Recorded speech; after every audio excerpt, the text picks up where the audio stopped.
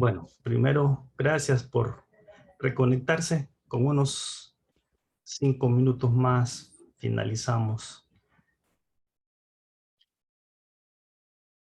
Bien, ahorita tenemos 12 conectados.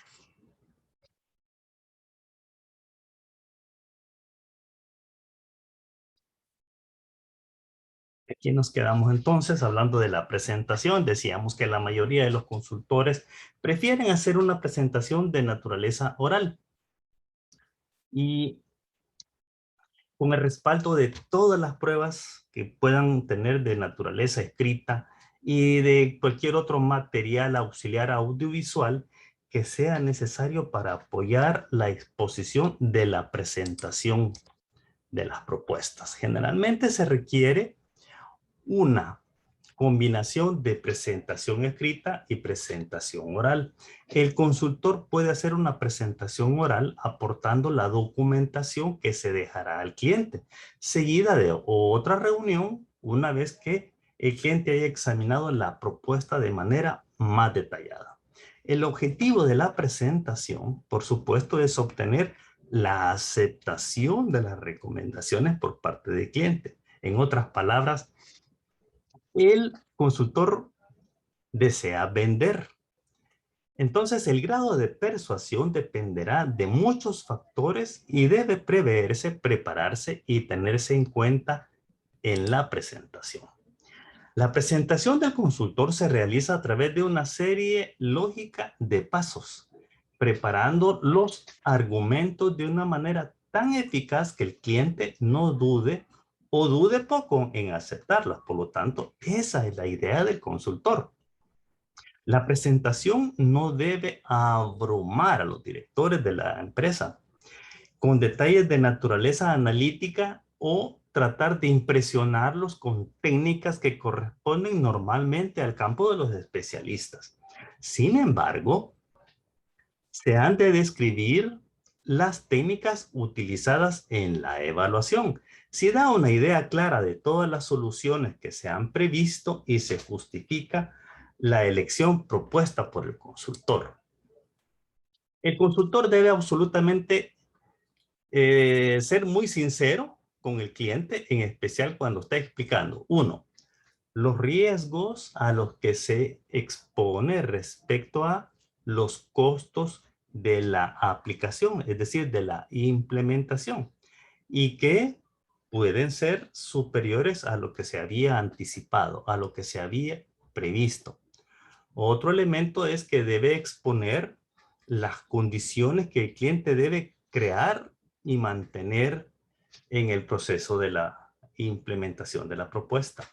Otro, explicar las tareas que no se pueden completar. Muy probablemente no deben quedar ocultas, sino que decirse y no se van a completar. Y por supuesto, lograr definir cuáles son las perspectivas, qué es lo que se espera, cuáles son los beneficios esperados. Entonces, en las propuestas de medidas presentadas a los clientes, suele faltar un elemento. A lo mejor un plan realista y factible, es decir, que sea práctico, que se pueda aplicar. El cliente debe recibir una descripción del nuevo proyecto o plan. Sin embargo, puede haber un largo camino por recorrer para llegar a esa situación deseada. Recuerden que ese es lo que se quiere, ¿verdad? Llegar a una situación deseada. Y quizá existan diversas vías distintas. Además, la planificación de etapas y actividades para poner en práctica ese nuevo plan puede revelar otros problemas que generalmente ocurre.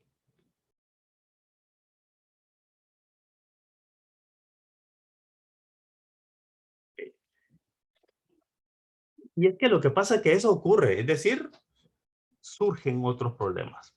Entonces, permitiendo que la propuesta se mejore aún más antes de que se presente al cliente la versión definitiva. En la propuesta de medidas se muestra no solo lo que se ha de realizar, sino también cómo realizarlo. En cualquier caso, en la propuesta se debe incluir un plan de aplicación. El cliente y no el consultor quien debe decidir qué solución se elegirá y aplicará. Ojo, ¿verdad? Es el cliente. Por ningún concepto debe el cliente pensar que el consultor ha hecho su propia elección y que él debe seguirla para no desbaratar todo el plan. Un cliente que piensa que se le ha impuesto una solución no será muy participativo, es decir, no será muy activo durante la fase de aplicación. Y por supuesto, aprovechará la primera oportunidad para criticar, para censurar al consultor, si las cosas no salen como se había indicado. Por eso es muy importante que se venda la propuesta y que la acepte el cliente. La decisión del cliente con respecto a la propuesta del consultor está sujeta a las mismas influencias que cualquier otra decisión de gestión. Es esencial que el consultor sea consciente de las preferencias personales del cliente y de los factores culturales y de otra índole que influyen en la adopción de decisiones en la empresa cliente.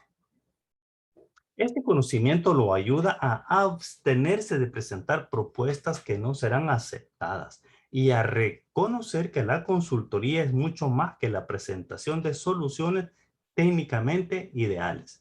Incorpora una paciente persuasión y explicación al cliente y a su personal, con el fin de que acepten medidas racionales con sus opciones personales favoritas. La decisión adoptada respecto a las propuestas del consultor puede ser el punto final de una tarea si dichas propuestas son aceptadas para su puesta en práctica inmediata o posterior. Y el cliente desea realizar este trabajo personalmente. Será una introducción a la etapa siguiente del proyecto si el cliente prefiere que el consultor contribuya a la aplicación, porque ese es otro elemento, ¿verdad? Que puede hacer que no se haya contratado la implementación, sino que se llegue hasta la formulación de la propuesta. Y entonces ese es un asunto a negociar con el cliente. Muy bien, aquí entonces sí nos quedamos con la clase y nos vemos el próximo martes. Se quedan ustedes con las preguntitas relacionadas con este tema. Muy bien, jóvenes, nos vemos el próximo martes. Muchas gracias. Gracias, licenciada.